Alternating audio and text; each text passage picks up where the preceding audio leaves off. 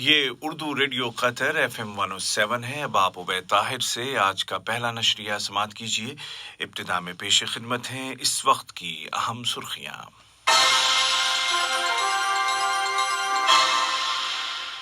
صاحب سمو امیر شیخ تمیم بن حمد آل ثانی اور امریکی صدر کے مشیر اعلیٰ کے درمیان دوحہ میں ملاقات ہوئی ہے، جس کے دوران اسٹریٹجک تعلقات اور علاقائی اور عالمی مسائل پر تبادلہ خیال کیا گیا۔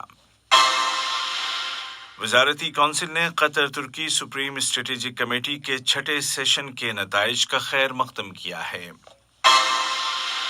قطر نے دوحہ میں افغان فریقوں کے درمیان اتفاق رائے کے اعلان کا خیر مقدم کیا ہے اور امریکہ نے ان مذاکرات کی میزبانی پر قطر کا شکریہ ادا کیا ہے۔ اور برطانیہ دنیا کا پہلا ملک بن گیا ہے جس نے فائزر اور بائیوٹیک کمپنی کی تیار کردہ کورونا ویکسین کے استعمال کی اجازت دے دی ہے۔ برطانیہ میں یہ ویکسین اگلے ہفتے سے دستیاب ہوگی۔ اور اب پیش خدمت ہے اردو ریڈیو قطر FM 107 سے آج کا پہلا مفصل نشریہ۔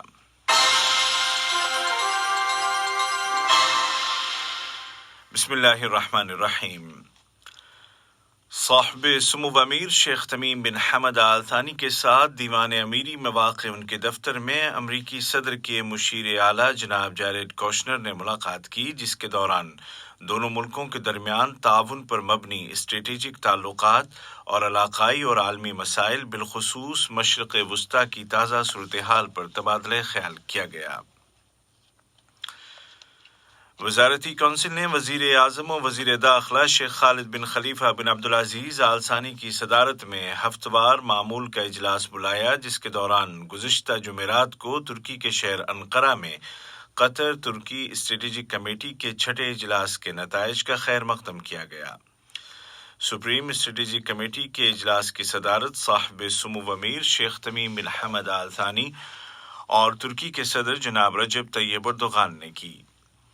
کابینہ نے کہا کہ سپریم اسٹریٹجک کمیٹی کے اجلاس کے باراور نتائج سامنے آئے ہیں اور اس سیشن میں جن معاہدوں اور مفاہمت کی یادداشتوں MOUs پر دستخط کیے گئے ہیں، ان کے نتیجے میں قطر اور ترکی کے درمیان شراکت کے نئے راستے کھلیں گے۔ بعد ازاں کابینہ نے وزیر صحت کی جانب سے کووڈ-19 کی تازہ صورتحال کے متعلق رپورٹ سنی اور فیصلہ کیا کہ اس وبا کی روک تھام کے لیے نافذ احتیاطی تدابیر کو جاری رکھا جائے گا۔ کابینہ نے شورا کونسل کی سفارشات دیکھنے کے بعد مالیاتی سال 2021 کے لیے قومی بجٹ کی منظوری کے لیے مسودہ قانون جاری کر دیا ہے۔ افغانستان میں امن و استحکام کے قیام کے لیے جاری قطر کی کوششیں برابر ثابت ہو رہی ہیں اور دوحہ میں جاری مذاکرات کے فریقوں نے ایک اتفاق رائے تک پہنچنے کا اعلان کر دیا ہے۔ قطر نے اس اعلان کا خیر مقدم کرتے ہوئے کہا ہے کہ یہ اتفاق رائے افغان امن مذاکرات میں ایک نمایاں سنگ میل ہے۔ واضح رہے کہ دوحہ میں افغان مذاکرات کا آغاز 12 ستمبر 2020 سے ہوا تھا۔ وزارت خارجہ نے ایک بیان میں کہا کہ اس اہم پیش رفت سے ظاہر ہوتا ہے کہ افغان فریق سنجیدہ ہیں اور اختلافات کو ختم کرنے اور مشکل امور سے نمٹنے کی صلاحیت رکھتے ہیں۔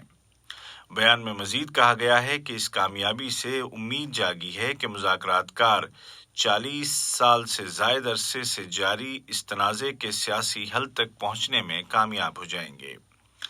وزارت خارجہ نے ایک بار پھر کہا کہ قطر عالمی برادری اور اسٹریٹجک شراکت داروں کے ساتھ امن کے عمل کی حمایت جاری رکھے گا تاکہ افغانستان میں جامع اور پائیدار امن کا قیام عمل میں آئے۔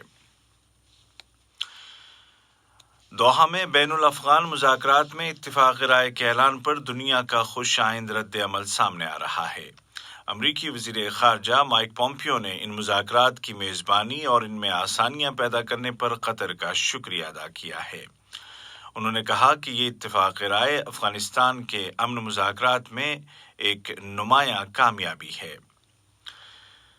نیٹو نے بھی اتفاق رائے کا خیر مقدم کرتے ہوئے کہا کہ وہ ان تمام اقدامات کی پوری قوت کے ساتھ حمایت کرتا ہے جو افغانستان میں امن کے عمل کے ضمن میں اٹھائے گئے ہیں۔ دوسری جانب افغانستان کے صدر جناب محمد اشرف غنی نے اس اتفاق رائے کو ویلکم کرتے ہوئے اس کو مرکزی امور کے متعلق مذاکرات شروع کرنے کے لیے ایک اہم قدم سے تعبیر کیا ہے، جن میں مکمل جنگ بندی بھی شامل ہے۔ افغانستان کے لیے امریکہ کے خصوصی ایلچی زلمئی خلیل زاد نے اتفاق رائے کو ایک اہم موڑ قرار دیا ہے، جبکہ طالبان کے ترجمان محمد نعیم نے کہا ہے کہ مذاکرات کے لیے تمام کارروائیاں مکمل ہو گئی ہیں اور اب یہاں سے ایجنڈے کے مطابق مذاکرات کا آغاز ہوگا۔ ریاست قطر نے ایک بار پھر کہا ہے کہ وہ پیس کلچر کی پابند ہے۔ ریاست نے کرائسس پیدا کرنے اور قوموں کے درمیان نفرت پھیلانے سے خبردار کیا اور اس یقین کا اظہار کیا کہ امن کے کلچر کی پابندی اور اس کے لیے کام کرنے کے اعلان کا تقاضا یہ ہے کہ ایسی پالیسیوں سے دور رہا جائے جن سے امن اور سیکیورٹی کے لیے کی جانے والی عالمی برادری کی کوششیں کمزور ہوتی ہوں۔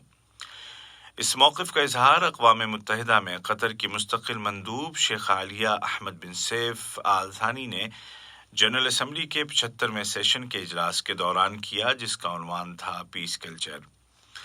انہوں نے کہا کہ قطر امن کے کلچر کو عام کرنے کے متعلق اعلان اور ورک پلان کا پابند ہے۔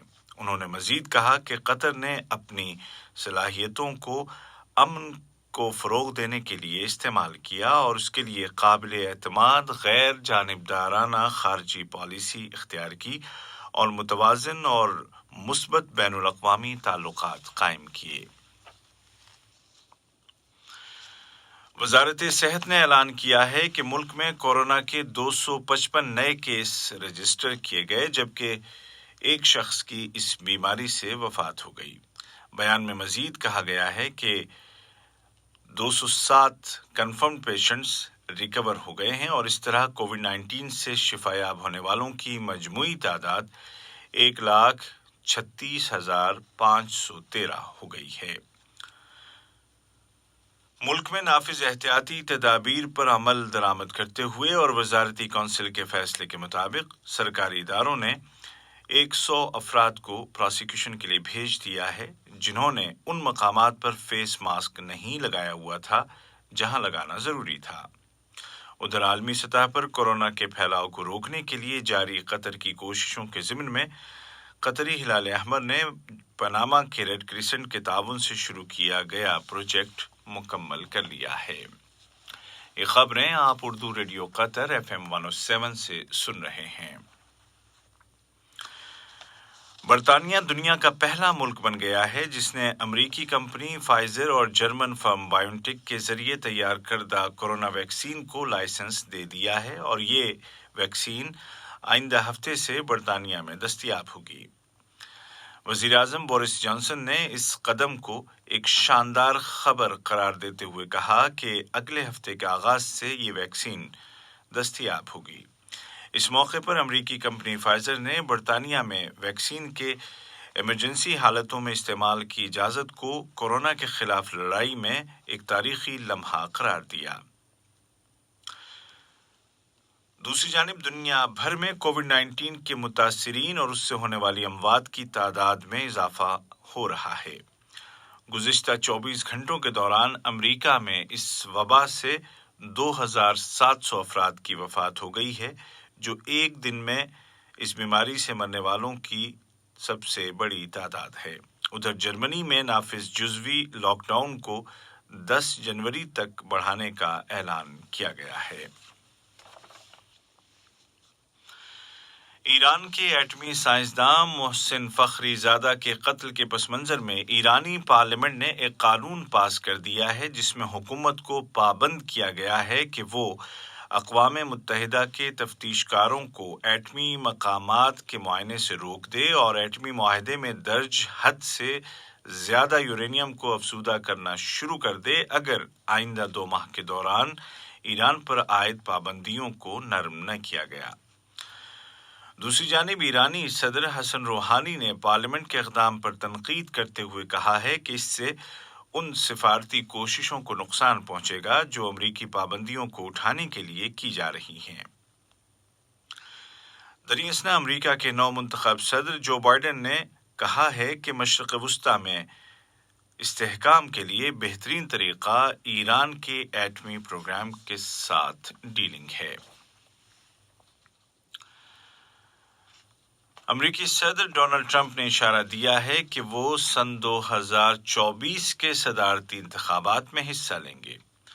انہوں نے ایک بار پھر کہا کہ حالیہ الیکشن میں دھاندلی ہوئی ہے۔ انہوں نے کہا کہ وہ الیکشن میں شفافیت لانے کے لیے کوششیں کرتے رہیں گے۔ آج کا پہلا نشریہ ختم ہونے سے قبل اس وقت کی اہم سرخیاں ایک مرتبہ پھر سن لیجیے۔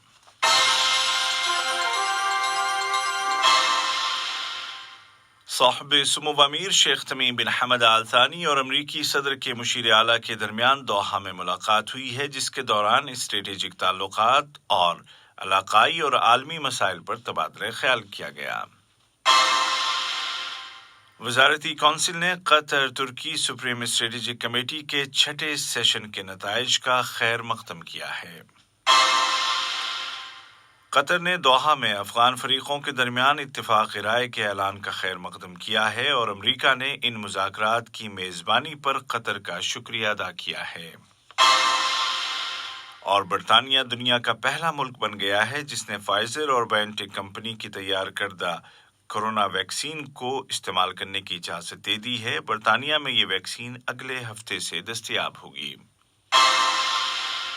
اردو ریڈیو قطر FM 107 سے آج کا پہلا مفصل نشریہ اپنے اختتام کو پہنچا۔ ہمارا دوسرا نیوز بلیٹن شام ٹھیک 7:30 بجے پیش کیا جائے گا۔ آج کے اس بلیٹن کو آپ تک پہنچانے میں ہماری تکنیکی معاونت کی محمد حسن سوڈانی نے۔